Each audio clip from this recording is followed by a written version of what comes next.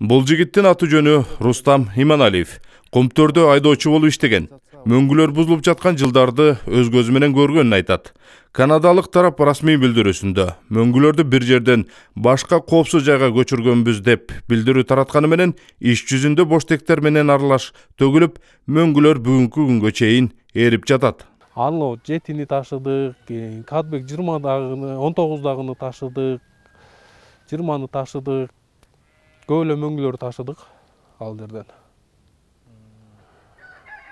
Мөңгүлөр ташылганда төккөндөн кийин эле бир 4 саат, 5 саатта эле эричү. 4-5 саатта эле? Ооба. Ал топурак менен топурак чаңдашып бири-бири менен эме болгондо эле уже эри баштайт экен да. Мисалы үчүн 31-атыбал бар болчу.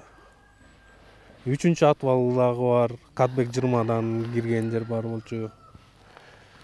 Көп эле бирок ошолордун баары тең эле 31-32-атыбалдарда эле агып, мынакей азыркыга чейин жылып атат то.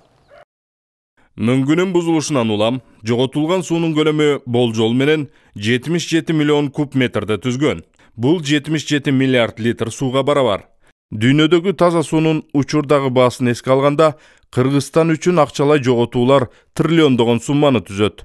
Мисалы, ошол эле Ванкуверден 200 чакырым алыстыктагы Канаданын мөңгүлөрүнөн алынган Тензаузенд BC аталышындагы ичүүчү суунун 750 миллилитри учурда $46 сатылат.